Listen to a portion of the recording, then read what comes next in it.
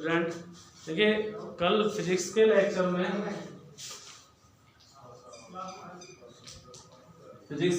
में हमने आपको पढ़ाया था अवतल दर्पण में जो प्रतिबिंब का बनना, प्रतिबिंब कौन कौन से किस किस तरह से अलग अलग जगहों पर वस्तु को रखने पर बनते हैं, ये हमने कल आपको पढ़ाया था। ठीक है, अब आगे रहा उत्तल दर्पण। ठीक है, उत्तल दर्पण द्वारा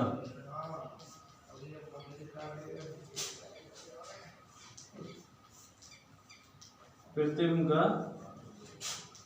बनना, उत्तल दर्पण द्वारा प्रतिबिंब का बनना, फॉर्मेशन ऑफ इमेज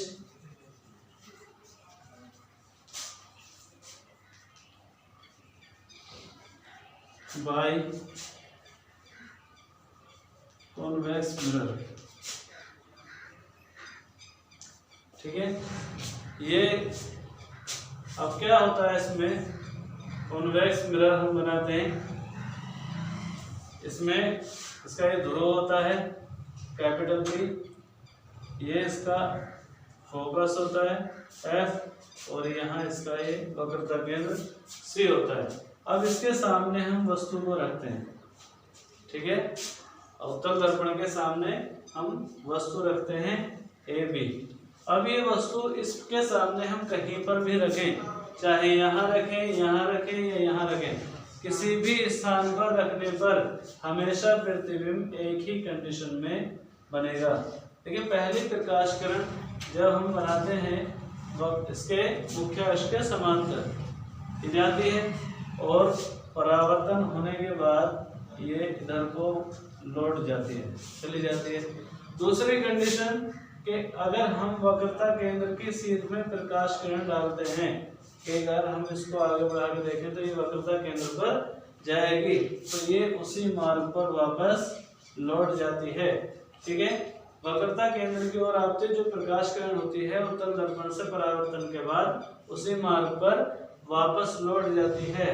अब ये देखें कि ये प्रकाश किरण इधर जा रही है, इधर जा रही है, तो ये दोनों कहीं पर भी आपस में नहीं मिलेंगे।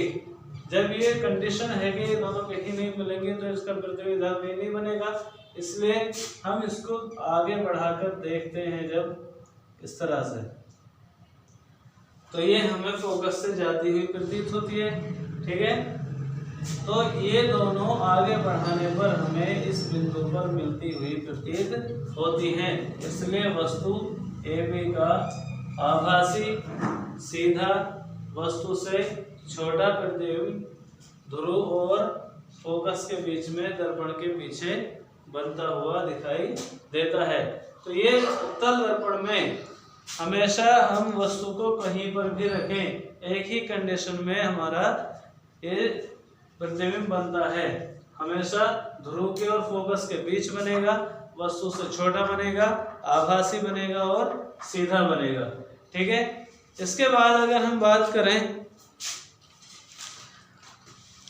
देखिए सबसे पहले एक चीज और है कि मैंने आपको नियम बताए थे कि दर्पण के सामने वस्तु रखी जाती है, दर्पण से जो ये मुख्य अक्ष से ऊपर की सारी दूरियां धनात्मक होती हैं और मुख्य अक्ष के नीचे ऋणात्मक होती हैं।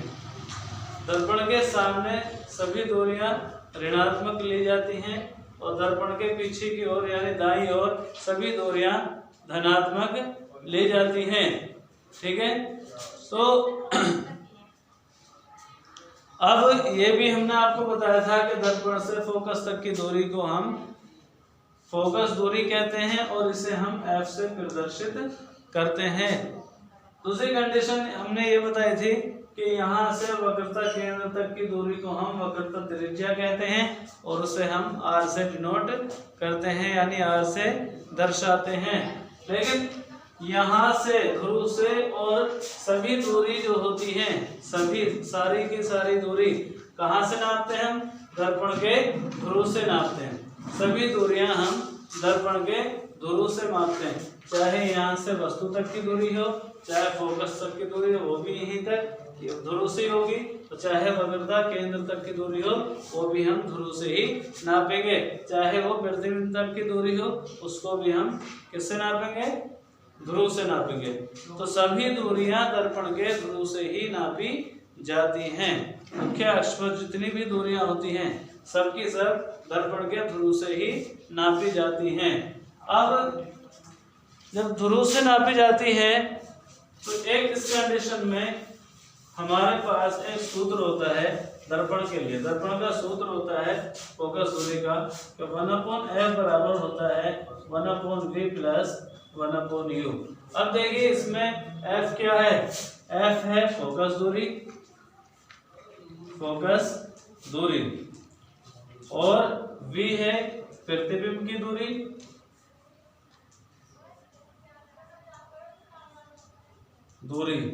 और u है वस्तु की दूरी।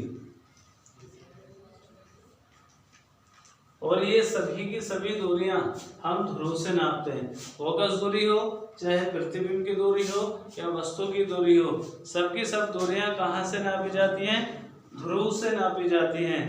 तो इसीलिए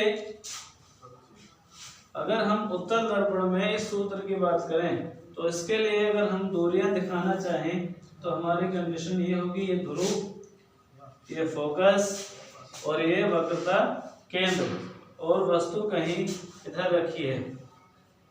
ठीक है, इससे मुख्य अक्ष के समांतर जो प्रकाश किरण जा रही है वो प्रकाश किरण परावर्तन के बाद फोकस से होकर जाती है। ठीक है, दूसरी कंडीशन, वक्रता केंद्र से होकर जाने वाली प्रकाश किरण उसी मार्ग पर वापस लौट जाती है। तो दोनों कहाँ मिलती हैं, बिंदु B' पर मिलती हैं और वस्तु AB का जो है वास्तविक उल्टा और वस्तु से छोटा प्रतिबिंब वक्रता केंद्र और फोकस के बीच में बनता है। तो देखिए मैंने आपको बताया सबकी सब दूरियां कहाँ से नापते हैं हम, बिंदु P से यानी ध्रुव से नापते हैं। और ये हमारा क्या होगा, F होगा। ठीक है, ये हमारी प्रतिबिंब की दूरी है और इसको हम V से डिनोट करते हैं।